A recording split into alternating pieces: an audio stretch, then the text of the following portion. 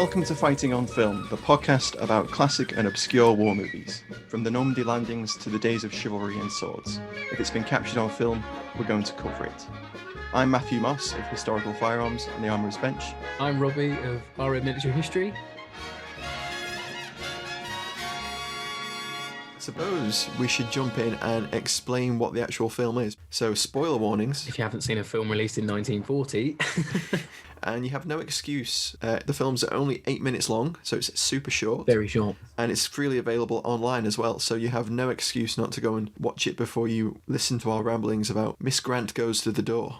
It's directed by Brian Desmond Hurst. Movie buffs would know that he directed films such as Theirs is the Glory, which we covered in our first episode. Malta Story. He also helped produce The Lion Has Wings, which is another propaganda piece. So I don't know a great deal about the Ministry of Information, but it seems to me that they were sort of like a government production company, and they were the ones behind the films, producing them, funding them, and sort of directing how they were going to tell certain bits of information in story form. That's it. So I think from my research, they would put an outline of a brief out for what they wanted. They would approach filmmakers, or filmmakers would approach them to make the films. And then they would have to present their cuts, and then it would have to go through their own rule set, to fall into the defence regulation guidelines. So the pamphlets that they're producing is going to have the same message in the film. So nothing gets muddled. Everyone knows that you want them to think a certain way. In this short film, there's a lot of signposting to what was at the time known as defence regulations. Yes. In fact, there's even a line in the film where she goes, well, owing to defence regulations, I've locked up all the maps in the house, It's script by indoctrination, isn't it, almost? Yes. There's a lot of exposition of the government's guidelines in cinematic form. I think these films were put out before main releases, sort of like you get your newsreel, you get your cartoon, then you might get an MOI film, then you might get the big picture. So you're sitting there and you're forced to sit through it. Unlike a newsreel, these Ministry of Information films have a plot, have a narrative, they're actors. In this case, it's mirroring what could be potentially real life. You're not going to waste your 2 shillings or whatever on a MOI film, but you'll waste it on going to see the new, Gregory Peck film. Whoever was flavour of the day, yeah.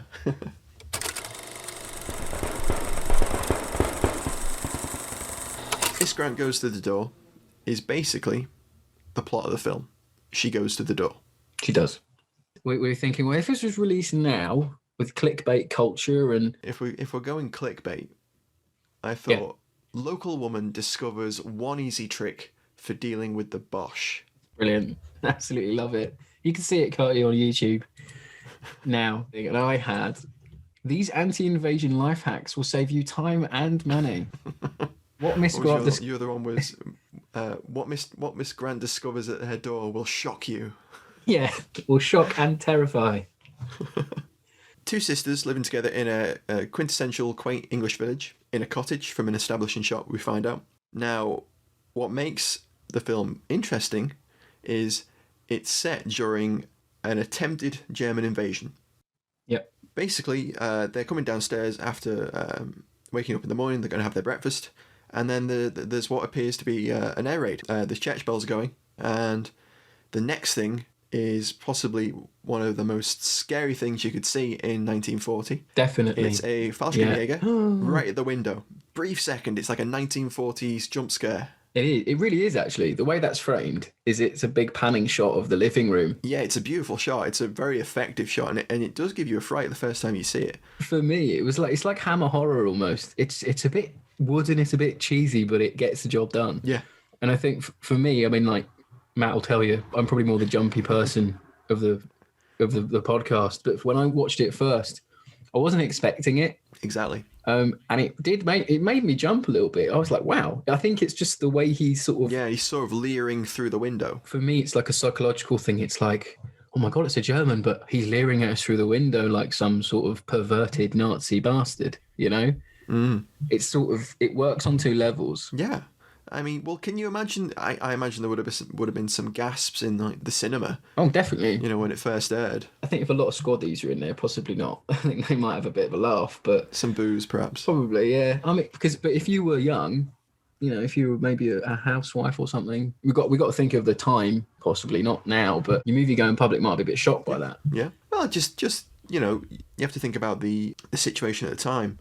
British Army's been forced back across the Channel after Dunkirk. Yeah. Invasion Invasion seems imminent, which is something we'll discuss a bit more in a minute. Later on, yeah. Invasion is a very real threat at that point in the summer of 1940, and just, you know, all the papers are talking about the threat of paratroopers. Yeah. You know, there's invasion hysteria. There's a real concern, and the whole country's like a fever pitch. Yeah, it is. And so, you know, this brief, stark figure appearing at a window, and these women have just woken up. They've just woken up. They've come downstairs for breakfast, and, you know, they hear a sound outside, and it's a paratrooper. That could be your window. Yeah, it could be. It's anywhere, isn't it? Because it's unnamed. The town. It could be. It's like a rural village in England, probably southern Kent, because that's where they're expecting the raid to come. I would guess it's on the south coast somewhere. Yeah. And they're, you know, and then they're like, oh, don't worry, it can't hurt, you know.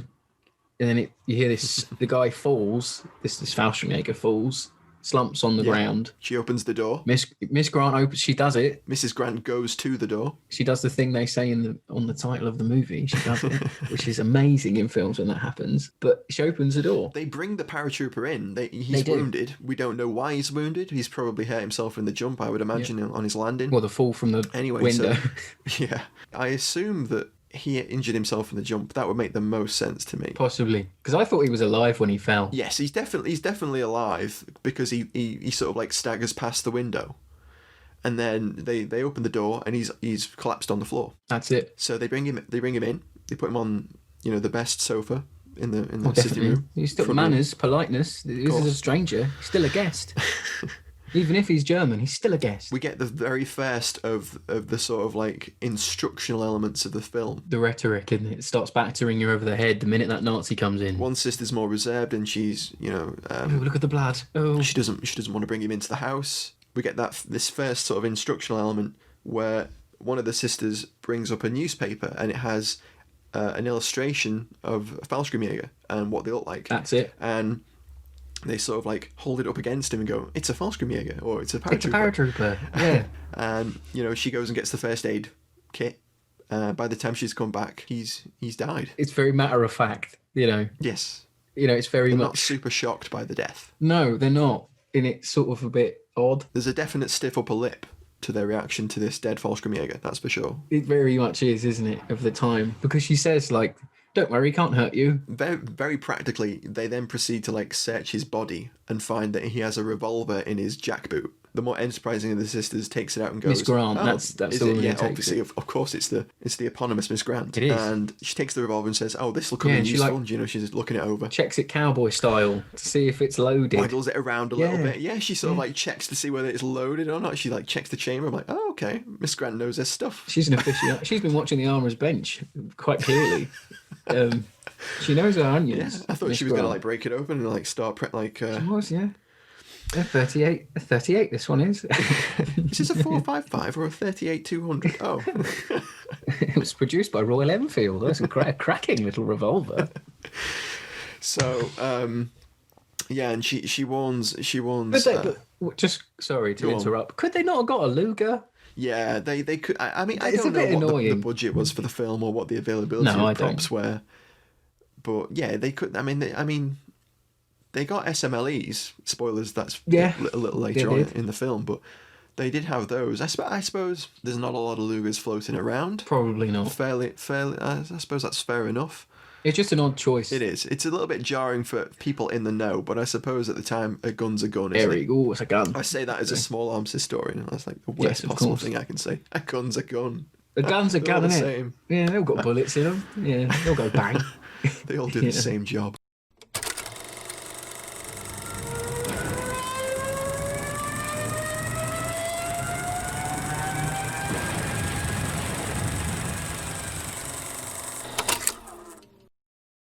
So basically, they have a dead paratrooper on their sofa. They have a nice new revolver, and then there's a knock at the door. And who is it, Robbie? It's he's firstly you get a lovely little shot of him on his bike, and he's a British officer. It looks to be anyway. And he knocks, and he says, "Oh, I saw a little bit of commotion going on. Can I help?" And the ladies let him in, and he seems like to be a standing up gentleman of the realm. Yeah, he's there in his correct uniform and his Sam Brown belt. Very smart. Yeah, looks very respectable. And there's nothing wrong with the boy. He could be. But he's lost his map. He's lost his map. Doesn't know where he is. So he goes, he doesn't know where he's going. I wonder if you have a map, perchance, an ordnance map, perhaps. And Mrs. Grant snaps. An ordnance map, very specific. One of your lovely ordnance maps. Mrs. Grant snaps back. Well, I've got it under lock and clear. I have to abide by defence regulations. Exactly. We get the battering over the head of the. Be careful, because these things are really important. If you live in a rural area, make sure you're following defence regulations, because you're going to be the first people that possibly come in contact with the Wehrmacht or the Fallschirmjäger. So Miss Grant's sister goes to get the key, and just as Miss Grant's walking off to help, he goes, "Oh, I'm looking for Jarvis Cross," and you get this sort of shot of Miss Grant, like, she's like, "You mean Jarvis Cross?" And he goes, "Oh, yes, Jarvis Cross." No, he doesn't. She doesn't give it away straight away. No. Does he not? Does she not get... Oh. She's like, "Oh, yes, Jarvis Cross." And then she sort of like goes to the bureau where she's locked away her ordnance survey map. That's it. And quickly turns around and covers him with the revolver. Oh, that's it, yeah. It's juicy, isn't it? "I don't think you'll be going anywhere." It's just quite an action movie line. There's quite a quip. And he hands up immediately. Been foiled. Exactly. He's unarmed, which is interesting. He is unarmed, which is weird. I thought that was unusual. I always assumed he was like a fifth columnist. I assume so. Because I don't think he was. If he was dropped with the Fallschirmjäger, then he probably would not be in the uniform. That's the only jarring part of the film. Definitely. But it's just as a sort of looking back at it now, it's kind of, well, what is he doing there? He's clearly not a Fallschirmjäger. He must be a fifth columnist. Definitely a fifth columnist. So after that, Miss Grant goes, go to the town, get an ARP warden or the home guards. Make sure. Yeah, she sends her off to the police station, doesn't she? And she's sat having like a Mexican standoff with this fifth columnist. Like there's a dead Fallschirmjäger on the sofa, and there's a fifth columnist sat at her morning breakfast table. The dinner table Mexican standoff, isn't it? The breakfast table there. But I got written down here. It's when she shouts to her sister to say, "Only tell the police or the ARP." Oh, I'd missed that one. For me, again, that's another one of those instructional moments. Really is. And I almost assumed that was because it's like in a situation such as invasion, you're going to have to rely on your friends and the local community to going to band together. So it's like, don't tell a stranger. Tell someone an ARP warden is respectable, a policeman is respectable. It's this whole class system thing coming in again that you get with these pieces. And it's like, look, you're going to have to rely on each other now because we're fighting on the home front, properly fighting something. Be careful who you talk to still. Yeah. We don't want to give the game away. We don't want an armoured division turning up, with Panzer IIs or whatever, flatten the bloody cottage. But it's just another sort of, it's just rhetoric all the time, and it can get it in there. Yeah. The film really jams it right down your throat. So the other Miss Grant cycles off. She does. She actually takes the fifth columnist's bike. Did you notice that? I didn't know, no. Yeah. Cheeky so she woman. leaves the cottage, looks around, and, she spots the bike the fifth columnist arrived on. She's like, "I'll have that." And then she just cycles off on his bike. She cycles off into the village, and she passes... She's young son hero. That's, later on, that's why he can't escape. His She's young son hero. escape plan's just foiled completely. All he wanted was a map, Robbie. That's all he wanted. He did want a blooming map, And foiled by these two plucky Grant sisters. Exactly. So Heroes. she cycles Heroes off. Of Kent. She cycles off, and on the way to the police station, she passes a unusual looking thing suspended from a tree. Oh yeah. Yeah. And it's a Fallschirmjäger weapons container. It is. It is. But we don't know that yet. We don't know that. Yet. I mean, we know that because we're quote unquote historians, but the viewing public doesn't. But exactly, it's shot really nicely. She goes past and she sort of she looks at it like, what? It's all really simple, but it's all really nicely done.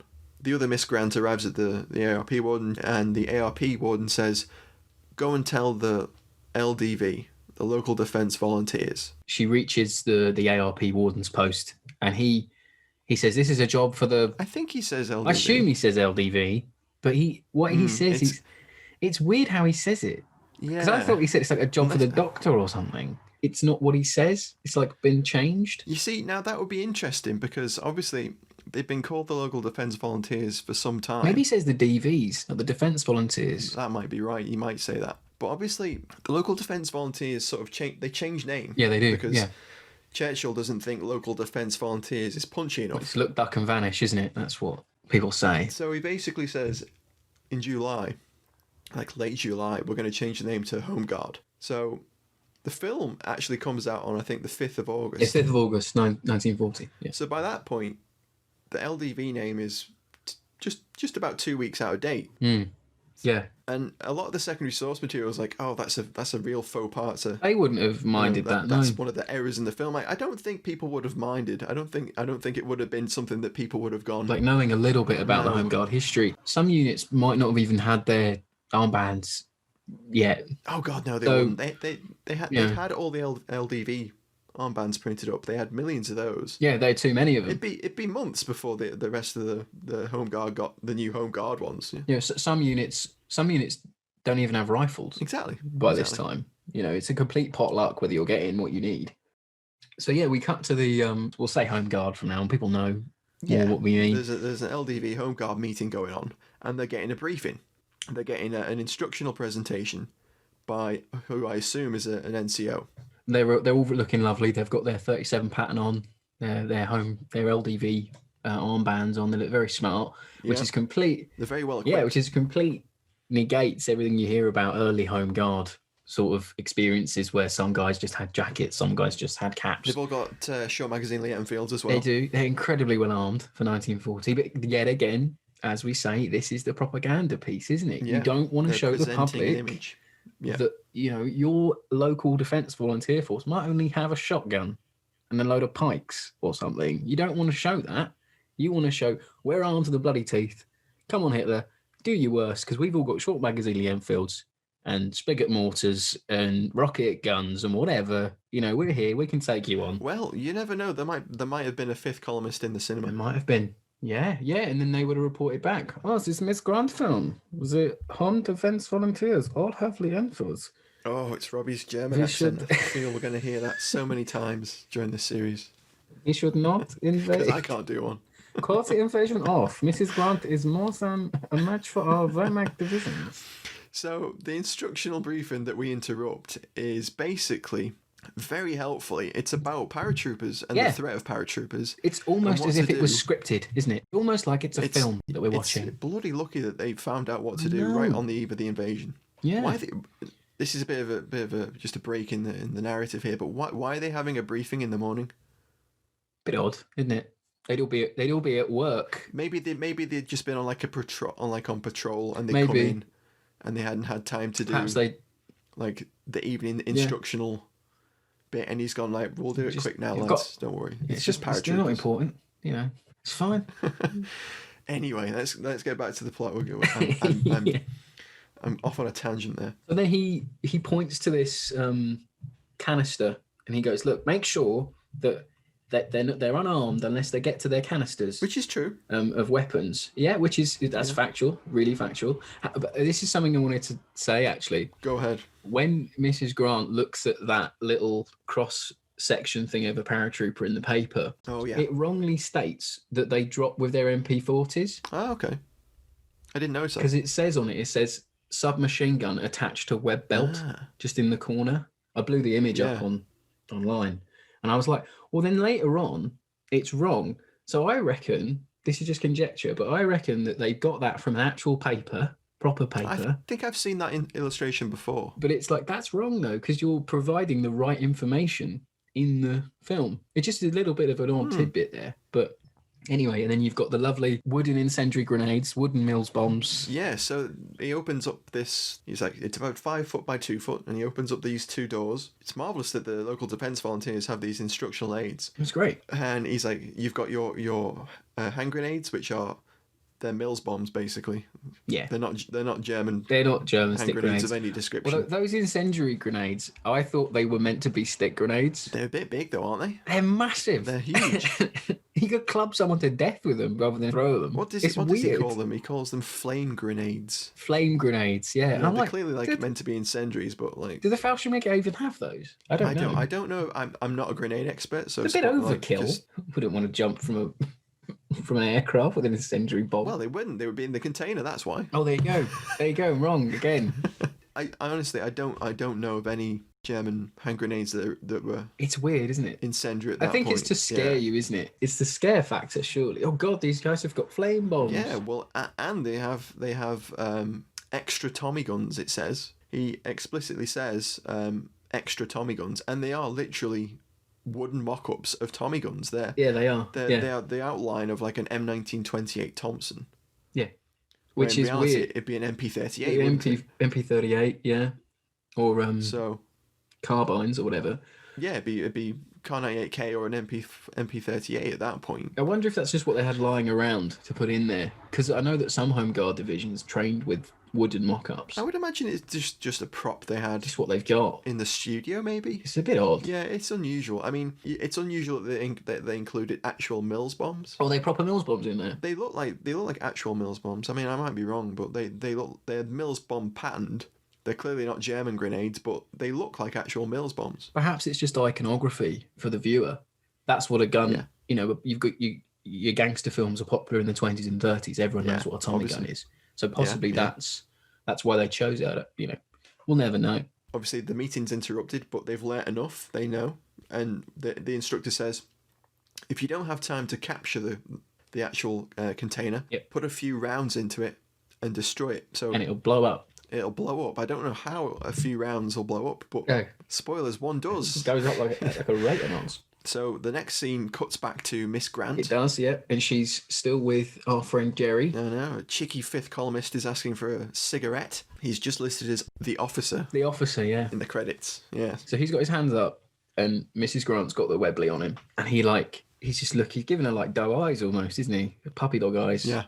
And he's like, oh, please. And he's like gesturing at this little box of cigarettes. And she's like, I wouldn't trust one of you an inch. She's very resolute. It's that line, isn't it? I love that line. It's like, don't trust anyone. I wouldn't trust one of you an inch. Exactly. Or some such. It's very anti-German rhetoric again. Oh, yes. And then he's like, oh, please. And then she caves. She caves to the German. Pretty bloody quickly as well. Like, and she throws a cigarette. It misses. What makes me laugh is she goes, "Oh no, I've made a mess of throwing that." Yeah, and she goes to grab it. Half misses, and she goes for it, and he grabs the gun. Yeah, absolutely wrestles it off her. Yeah, you know, batters it to the ground. Almost in like fact, her staunch Britishness cannot handle the fact that she hasn't physically given him the cigarette to smoke. Even though he's a fifth columnist. I know. Well, I thought there was going to be terror man. When I was watching it for the first time, I thought she was going to offer to light it for him, and that was going to be the moment he pounced. Turns out the Webley's just one of those fancy lighters. That's You know, poor Miss Grant's been battered to the ground. He then enters a weird sort of like panic, doesn't he? And he gets really sort of, oh, I've got to get out of here. Yeah. But I don't know if you noticed, it might just be me, but the minute that scene happens, he loses his hat in the struggle, I think, and then he gets this like Hitler-esque fop of hair that comes down over his face. Oh, does he? Did you notice that? No, I thought notice it was me just clutching at straws, but I was like, no, because that's what your average 1940s civilian thinks a Nazi looks like. They all look like Hitler, and he's like, oh, you know, all like German sort of halfness, sort of trying to. So he sort of storms out the house. Is absolutely fuming at the other Grant sister that she's nicked his bike. Absolutely raging. So he runs to the shed, puts 2 rounds into the shed door to open it, which is, I thought, you know, it's only a shed door, you know. You just pull it open, just mate. do that with your shoulder. Yeah. Fair enough. Yeah. Anyway, he puts 2 rounds in the door with the Webley, and he tries to get into their automobile, their motor car. He tries to commit Grand Theft Auto. He does. GTA 1940. And guess what they've done, Robbie? Per defence regulations, they've immobilised the vehicle. They've removed the spark plugs. They have. Or the starter motor, I don't know which. I wasn't quite sure. But they've immobilised it anyway. Get that lovely shot of him looking and like, you know, he's so angry at that. I might have imagined it, but I swear to God he says like, Scheiße. Yeah, I think he does actually. Yeah. Yeah, he definitely says some German swear words. There's definitely some kind of German cursing going on. And then he goes to the bike. Yeah, the bike. He tries to nick Miss Grant's bike. You know, bike for a bike. He has eye for an eye. Eye for an eye, bike for a bike, yeah. And he puts like another round into the bike lock. Yeah. And he just can't get spoilers out there, shooting locks does not work in reality. No. It's not the easiest way of opening a lock, that's for sure. It's a bit of movie magic there, isn't it? Yeah. So he puts another round in the bike lock, and that doesn't work, and he sort of like shakes it in frustration, and then runs out of the garage again, doesn't he? Mm-hmm. By which time, thank God, other miscreants arrive back with the home guard. And as they're travelling in their lovely, well, I don't know what that car was. It someone will know when they watch it, but it's a very nice that the fact this home guard unit have their own car. Well, yeah. Perhaps the doctor is the NCO of the local urgent response team, home guard unit. Yeah, possibly. Maybe that was a scene that was cut, an establishing shot of him like with a stethoscope. Yeah. But they drive past the canister, don't they? And you get the shot of him shooting the canister and blowing it up. Someone hangs out the window and there's a drive-by. Is it with a Webley? With a Mark, I want to say 4? Mark 4. So either a Mark 4 or a 6, I can't remember which. One would be 455 and one would be 38-200 for the gun aficionados out there. That's it. Yeah, it is. Very difficult to make out in the film, although Taff Gillingham, our good friend, did say it was probably a Mark 4. Mark 4, he said, Mark 4. V, Roman numeral. 455. Yeah, that's it. Yeah. But it goes up. Canister absolutely goes up. It does. The briefing was exactly right. It totally destroyed that canister. Those massive explosions. Those damned flame grenades. The flame grenades setting off the Mills bombs. Yeah. Causing it spontaneous combustion of the lovely wooden extra Tommy guns they had in there. Exactly. It's all kindling. It's all dry kindling. But it's a great shot. It's a really effective scene. Like it adds a little bit more action and breaks up the film. Because it ramps, doesn't it? It does. After the bit with Miss Grant getting tackled, it does ramp up a lot. It does. Which is good. It's a good look. It's a nice little set piece. Yeah. And then you've got Mr. Fritz. He's trying to run away. He's looking where to go. He didn't know where to go. And then lo and behold, the home guard turn up. They get out. And the minute he sees the home guard, drops a Webley and is taken prisoner. Yep. Hands up straight away. Complete surrender. He's got 3 rounds left in that Webley. He could have gone for it.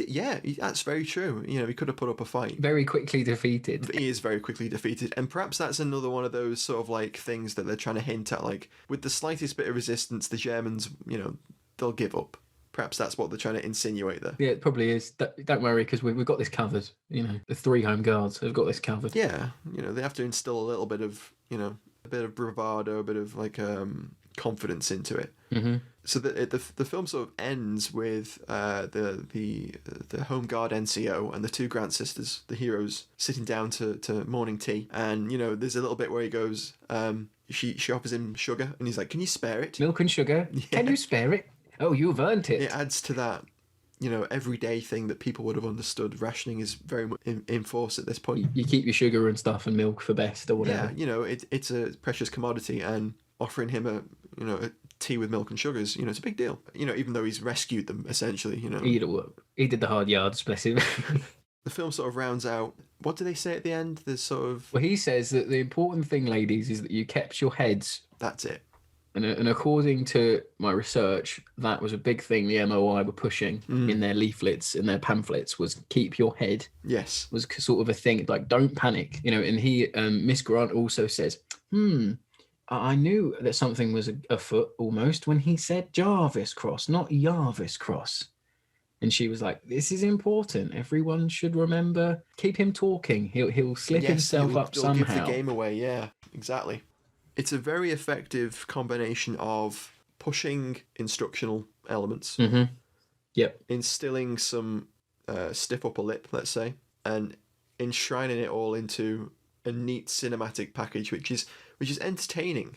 Rodney Ackland, who was in charge of the screenplay, the dialogue, and was sort of the assistant director, he says, when a rough cut was screened at the War Office for the War Office brass hats, a brigadier general said he had never been so scared in his life. The picture was pronounced far too frightening to be shown.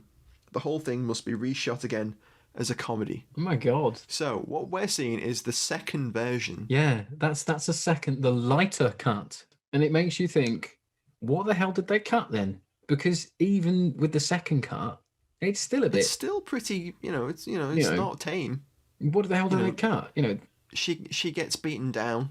Yeah, it's a bit of a rough and tumble. There's explosions, there's gunshots, There's uncertainty whether the home guard will turn up in time. It's very odd for us now to look back at then and think, that's shocking. Yeah. Makes you think what they cut. did Fritz get hold of an MP40 and massacre the town? Well, exactly. But I've got here from some other research that there's a Ministry of Information daily report on morale of the 5th of August 1940, the day it came this out. film Yeah. that we're talking, the day it came out. It says, the Prime Minister's message on invasion was warmly welcomed by those in positions of responsibility, and reports indicate that his warning was not without effect. Nevertheless, there are many who say that, taking into account the popular view, that the invasion is off. So even in early August, you know, your public opinion is, they won't invade it.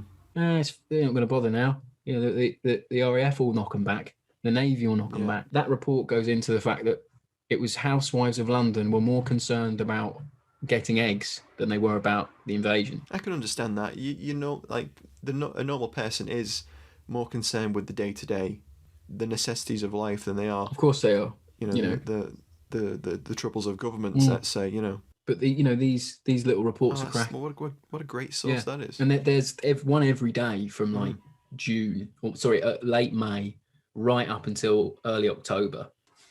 But from a sort of a viewer's perspective of the time, I found a documentary newsletter from September 1940. All right. And Tom Harrison writes, he was a pioneer of mass observation as well. So he was one of the people who set the MOI into sort of into happening. He wrote, Miss Grant goes to the door, best liked of the Ministry of Information shorts, apart from terrifying some rural spinsters and widows, was incidental propaganda for a people's war. The whole solution of her problem depended on her getting a revolver from the fortunately placed corpse. The sight of his untrained hand wielding the weapon, however ineffectively, at once played on the secret wish to have some weapon of protection in times like these. Trivial examples of this sort can be multiplied, and it's really amazing that any informed propaganda unit can have produced this for general distribution. So in that newsletter, a lot of people say out of the sort of shorts they saw, Miss Grant is the only one that had any true effect on them as like moviegoers. So that's the one that had the most resonance. Yeah. And it was played on Channel 4 in the 80s. That they aired it a few times. Was it really? I didn't know that. That's really interesting. A YouTuber that I was watching who'd uploaded it, but that they captured it on video from a 1985 showing on Channel 4. Okay. As part of a Britain at War season. Well, it's a really interesting artifact of that period of like very visceral concern about an invasion. Yeah. You know, and what can be worse for a country than the threat of invasion? Of course, just after Dunkirk as well. Yeah, it's literally 3 months. It's weeks, really, isn't it? It's like 6 weeks, something like that. Yeah. You know, the last lads get taken off on the 3rd or 4th of June or something. Yeah. You know, and you've had the defence regulations come in, you've had the Home Guards set up, you've had fault lines created. You know, you've had people you've had children evacuated. You know, so you're seeing it all the time. Propaganda posters everywhere. You've got speeches in Parliament about what to do about invasion. You've got leaflets, newspapers as well, radio addresses. Right, everyone's whipping you up into a frenzy of, you know, tomorrow they might drop parachutists. But it's interesting to see that, you know, that MOI source that you found, concern wasn't that high at that point. No, and that also goes. Sorry, yeah, it goes in to say that. The bank holiday, people were out like in normal numbers. No one was scared. You know, there was more worry about whether there would be enough trains or something to actually take them to the seaside. You know, they're not meant to be there, and that's the worst place to go if you think about it.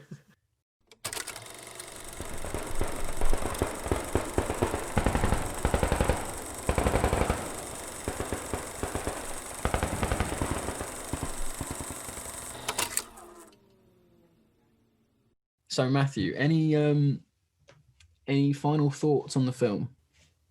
No, I really enjoyed it. I thought it was effective. I thought it was an interesting sort of artifact and resource for understanding what was going through the minds of both government and the average person at the time. I thought it was a well shot film, nicely made, well worth spending 8 minutes, or as I watched it like 3 or 4 times.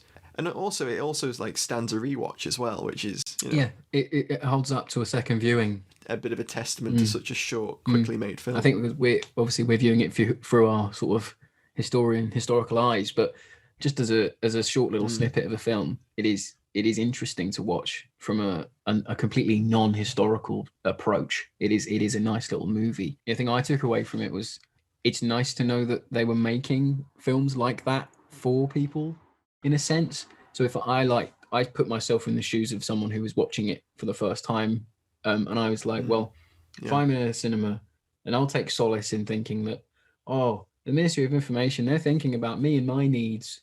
You know, what's going to happen to me if we get invaded?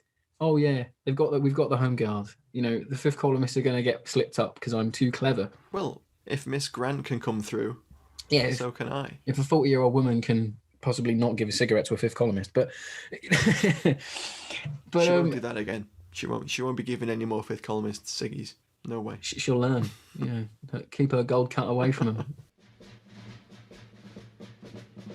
We hope you've enjoyed listening to us ramble on about a nearly 70-year-old film. Well, more than 70-year-old film now. Yeah, thanks for listening, guys. Don't forget to follow us both on Twitter. I'm at Historic Firearm. I am at RM_Millie_history. Well, there you go. That's easy to remember. And don't forget to follow the podcast Twitter at Fighting on Film. And special thanks to our executive producer, Katie Maguire. This is the Fighting on Film podcast, saying good night and good bless and good viewing.